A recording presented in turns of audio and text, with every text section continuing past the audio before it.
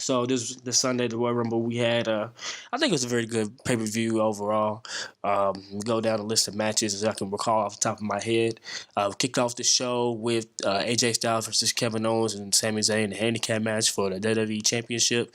Great match for a handicap match. AJ Styles can do no wrong. One of my favorite wrestlers of all time. Always been before he even got to WWE from all the way from back in TNA. He can do no wrong. I love AJ Styles, Kevin Owens, and Sami Zayn. Great workers. It was a very good, phenomenal match.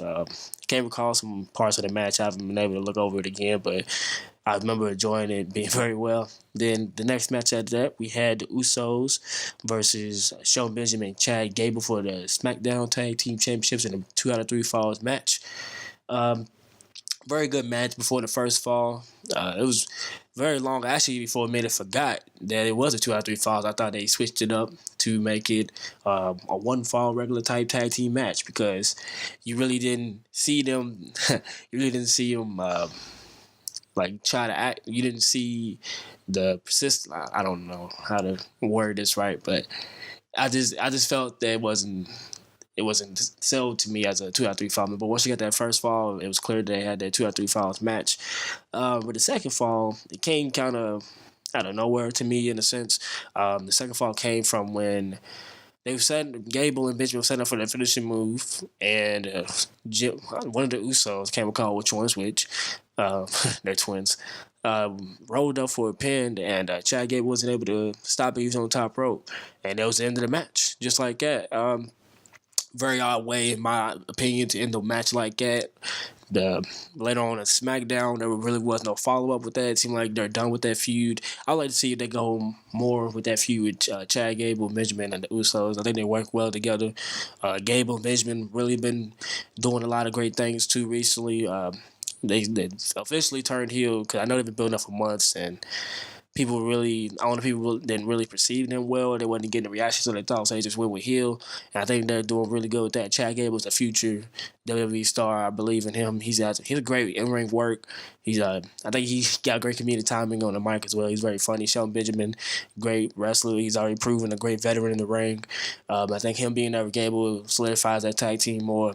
I think they're a great tag team, but like I said, it was an odd way to end that match right there, but it is what it is. Then we have the men's Royal Rumble match. This was a great Royal Rumble match. I enjoyed it very thoroughly. I can't recall who came in first. So first entry was Rusev, and the second entry was Finn Balor. Finn Balor went the distance, and he went all the way, made it to the Final Four, which is the prediction I made. My Final Four was correct. I actually made the Final Four during the Royal Rumble match, so it kind of just went along. But my Final Four prediction was Roman Reigns, John Cena, Nakamura, and Finn Balor. And that's what it turned out to be. And I like the way they set that up right there because with them four being the Final Four, it set up a lot of opportunities for who can be the winner of the Royal Rumble because there's so many options they could have won. I was discussing that with my friends while watching the match. We had with Roman Reigns, we had the repeated rumors about him versus Brock Lesnar at WrestleMania, and that's something Vince always wanted to do again, even though we had that at WrestleMania 31 not too long ago, but it's something he wanted to do again. And then we had the rumors of maybe John Cena versus Brock Lesnar again for the WWE title, so that's something that could happen. But in my head, I knew they wasn't going to do that, especially with Cena being a part-timer officially now, so that wasn't going to happen. And then we also had Finn Balor. Now, Finn Balor and Brock Lesnar is something very interesting, but through reports that have been told that Vince did not want to see that because he felt Finn Balor was not strong enough to face Brock Lesnar, which is kind of odd that he would do that, or even say that. But Finn Balor versus Brock Lesnar is something interesting because considering the fact that Finn Balor never lost the Universal title, he had to relinquish his title and vacate it due to his injury that he suffered back at SummerSlam 2016 when he faced Seth Rollins for the WWE Universal title for the first time and he won it.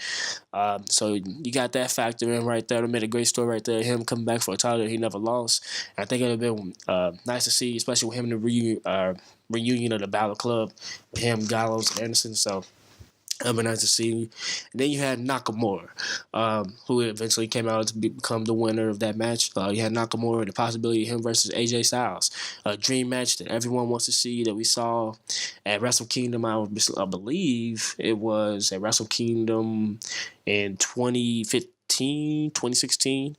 I think so. I think it was. I believe so. I had to check it up. But Nakamura versus AJ Styles, something we have never seen in WWE, and that would been a great WrestleMania main event, and that's something that we actually are going to get coming up as we turn down Nakamura won the match. He won by eliminating Roman Reigns, and that's 2 years in a row that Roman Reigns was the was the final two in the Royal Rumble. So you guys see, I was thinking in my head that maybe he's gonna win another Royal Rumble. Believe it or not, he might win another Royal Rumble, whether we like it or not. I don't want him to win another Royal Rumble. That's me personally, but I ain't got nothing against Roman Reigns. I just don't like the way they book him. But it's almost guaranteed that he will win another Royal Rumble. So they'll be in the future for that. But Nakamura eliminated Roman Reigns to win the Royal Rumble, and instantly after, when Renee Young interviewed him and asked who he would face for the title, because WWE changed it up and they said the Royal Rumble will get to pick a title of their choosing, and he chose AJ Styles. A great choice. It's going to be a match that we would like to see. But either way, if you would have chose Brock Lesnar, it would also be a great match that we would like to see. So, but AJ Styles makes a lot more sense for both being on a SmackDown brand. That'd be a great way to build to a great championship match. Hopefully, WWE let them go and put on a show out there for WrestleMania. It'll be a great match to see and put on the forefront for the whole company and the whole world to see what these two guys can do while they're in their prime in their careers. After that, we had Seth Rollins and Jason Jordan versus Sheamus and Cesaro for the Tag Team Championships. Now, Seth Rollins, Sheamus and Cesaro was in the Royal Rumble themselves. Jason Jordan was not, however. Excuse me.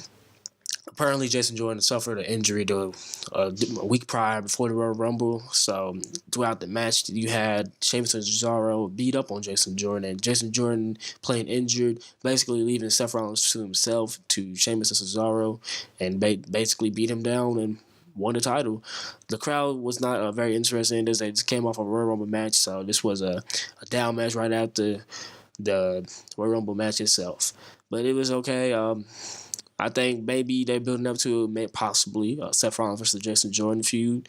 That could possibly happen. Plans for WrestleMania, besides the major cards, it's just they're not very clear right now. I was chopping up with some of my friends what the possible WrestleMania cards could be, but it's only February. WrestleMania is probably this year, late March, early April, as it usually is. So we got some time, and things will fall through the cracks, and everything will. It will show out to see what we're going to have for WrestleMania in store. So then after that, we have the Braun Strowman versus Brock Lesnar versus Kane for the WWE Universal title in a triple threat match. And WWE changed. WWE does this thing now where triple threat, multi-man matches have no disqualifications or no countouts. Well, there's always been no countouts, but no disqualification played a role, and it makes sense. You can't disqualify one person in the match. So, but this match, it was I kind of wasn't paying attention that much to it. From the looks of it, like they was trying to go to be destructive about it with these three big behemoths in the match. A lot of tables being broken.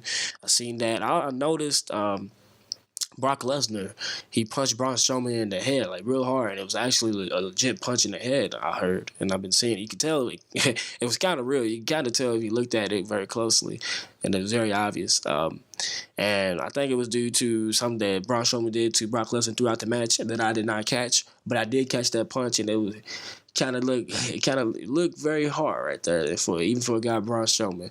So I saw that, and the right guy won the match. Brock Lesnar, he pinned Kane I think he threw Braun Strowman out the ring before he pinned Kane for that. I'm not sure. I gotta check that out. But Brock Lesnar won. It was a decent match. Braun Strowman's still on the prowl. He's still looking out for Brock Lesnar. So I think that was the right way to go, especially with Kane being the veteran, just taking the pin. Okay, after that we have the women's Royal Rumble match, and this was a good Royal Rumble match. Both Royal Rumble matches this night was very good. We have Sasha Banks and Becky Lynch start off the match. Sasha Banks ended up going the distance in this one as well. A lot of surprise entrants from the inside this match because the women's roster There's not enough women on the roster to fill about 30 slots, so of course you would expect a bunch of surprise entrants, and most of them turned out to be the women that appeared on Raw the past Monday that appeared for the Women of Raw segment. So that was very interesting to see. We had Tori Wilson, Trish Stratus, Lita. I think Lita came in at 3. Molly Holly was there, Michelle McCool, Kelly looking fine as ever. Her and Tori Wilson, Lord, boy. Anyways, you had them two there. Who else you have in there? Jacqueline was there. Bunch of entries there. We didn't get to see a Trish Stratus and Lita altercation in there. I think Lita was one of the first. She wasn't one of the first, but she got eliminated before they could happen because Trish Stratus came in at 30. But we did see Trish Stratus, Mickie James go at it. Some was one of the feuds that I saw in my first WrestleMania that I watched on pay-per-view, and a very controversial match that WWE would not tell you about or even mention to this day, with Mickie James throwing up the V, which is a symbol for you know what, and sticking her tongue through it during after the match. But that was in the past. But that was also a good match, and the right woman won the match. Oh, the Bellas made the appearance.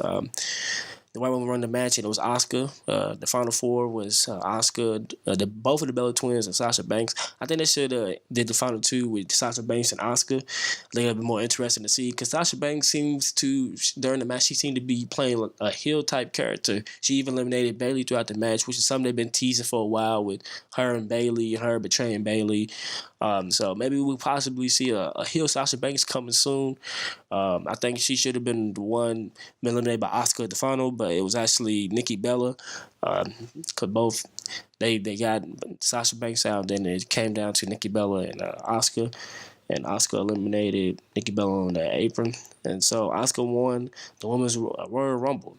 And both Charlotte and Alexa Bliss was in ringside, and they came into the ring, and Asuka was about to choose who she was going to face. Now, we have seen Asuka versus Alexa Bliss. Granted, it was not a championship match, but we have seen that. And the more interesting match, and a match that a lot of people have been clamoring for a while, especially since the arrival of Asuka and her dominance in NXT and Charlotte's rise, is Charlotte versus Asuka. I think that'd be a great match we could see.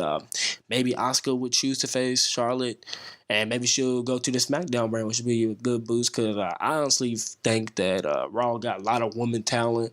I think they got more so than SmackDown. I think SmackDown can use Asuka on that brand. I think that'd be real nice for her. And I think it'd be real good for that. So that might be a good match if that goes through. She might choose Alexa Bliss, but we have not known, because Asuka still has not made her choice due to the fact, due to the fact that Ronda Rousey, yes, the Ronda Rousey, the former UFC fighter, came out. Speculations and rumors were true, and she appeared in Roddy Piper's jacket and using his moniker nickname of Rowdy Ronda Rousey, and she came out and she was looking at the WrestleMania sign, pointed to it. She tried to shake Asuka's hand. Asuka threw her hand away.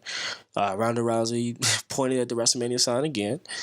She went to Stephanie McMahon and shook her hand. And a little tension right there from WrestleMania 31, as we all knew what happened between them two.